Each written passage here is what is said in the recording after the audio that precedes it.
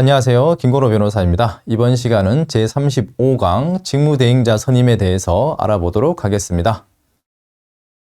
자, 직무대행자는 관리인 선임 결의 효력의 무효를 구하는 소송을 제기하거나 법원에 관리인 해임 청구를 하는 경우에 관리인이 직무집행을 하지 못하도록 직무정지 가처분 신청을 함께 하는 경우가 많습니다.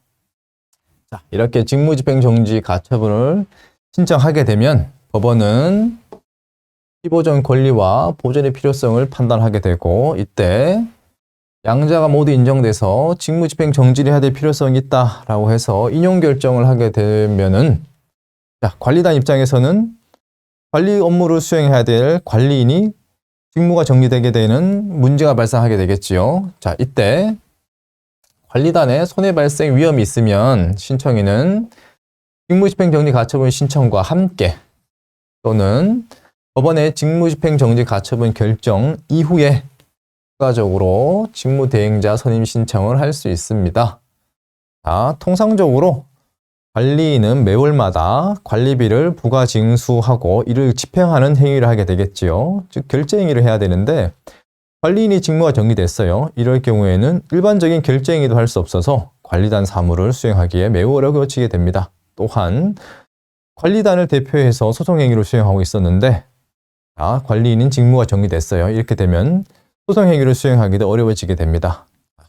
이렇게 관리단에 관리인이 없거나 혹은 직무가 정지되거나 해서 손해 발생의 위험이 있습니다 라는 사유로 법원에 직무대행자를 선임해 주십시오 라는 신청을 할 수 있습니다. 이때 신청할 수 있는 사람은 관리인 선임결의 무효 확인서를 제기하거나 관리인 해임을 청구할 수 있는 자가 함께 신청을 할 수 있습니다. 이때 법원은 신청 당사자가 직무대행자를 추천하기도 하지만 법원은 이에 구속되지 않고 직무대행자를 선임하게 됩니다. 만약 신청 당사자 그리고 상대방 이 합의해서 특정인을 관리인 직무대행자로 해주십시오라고 합의가 된다면 법원은 구속되지는 않겠지만 이를 참고해서 판단을 하게 되겠지요. 또한 통상적으로 법원은 직무대행자 선임 풀을 가지고 있습니다. 이 풀 안에서 직무대행자를 선임하게 됩니다. 이 풀은 보통 통상적으로는 변호사들로 구성되어 있고요.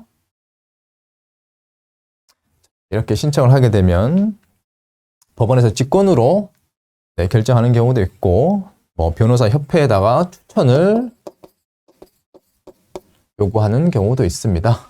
자, 어쨌든 신청 당사자가 특정인을 신청해 주세요 라고 하거나 혹은 양자와 합의해서 이 사람을 해주세요 라고 하더라도 법원은 구속되지는 않고 이 풀 안에서 선정할 수도 있습니다. 자, 다음은 직무대행자의 업무에 대해서 살펴보도록 하겠습니다. 직무대행자는 말 그대로 직무를 대행하는 사람이겠지요. 따라서 통상사무를 대행하는 역할을 하게 됩니다. 통상사무가 아닌 사무를 수행하기 위해서는 법원으로부터 상무외 행위 허가를 신청하셔서 허가 결정을 받아야만 직무대행자는 상무외 행위를 할 수 있습니다. 자, 이러한 상무외 행위 혹은 통상사무가 아닌 행위라 함은 새로운 계약을 체결하거나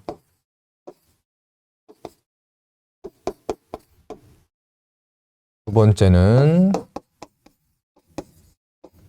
관리단 집회를 이제 개최해서 새로운 관리인을 뽑고자 할 때 이런 경우는 통상사무라고 보기는 어려워서 법원의 상무외 행위 허가를 받아야 할 것입니다. 자, 직무대행자의 권한 소멸에 대해서 살펴보도록 하겠습니다. 직무대행자는 어떻게 선임됐지요? 법원에 가처분 결정이 있었고 이 가처분 결정에 근거해서 직무대행자가 추가로 결정이 된 것이요. 따라서 가처분 결정이 취소가 되어야 직무대행자의 권한이 소멸하게 됩니다. 관리단 집회가 개최되어서 이제는 적법하게 관리인이 선출되었다고 하더라도 이 사유만으로 바로 직무대행자 권한이 소멸하지는 않고요. 별도로 법원에 가처분 결정 취소 신청을 하여야 합니다. 직무대행자를 신청하는 경우에 실무적으로 직무대행자 보수액을 신청 당사자가 법원에 미리 납부를 하도록 하고 있습니다. 직무대행자의 보수액은 통상 변호사들이 직무대행자로 들어오는 경우가 많은데 이때는 적게는 150만 원, 많게는 300만 원 이상까지 책정이 되고요. 보통 예납 금액은 3개월분의 예납을 명하고 있습니다. 신청인이 이렇게 가처분 결정도 있고 직무대행자 선임 결정도 법원에서 받아들여졌는데 이렇게 3개월분, 많게는 900만 원까지 예납하게 되는데요. 이 비용에 대해서는 추후에 법원에 집행비용 확정결정 신청을 해서 이 비용에 대해서 상대방에게 청구를 하는 것이 가능합니다. 이렇게 직무대행자 선임에 대해서 살펴보았습니다. 이상으로 모두 마치겠습니다. 수고하셨습니다.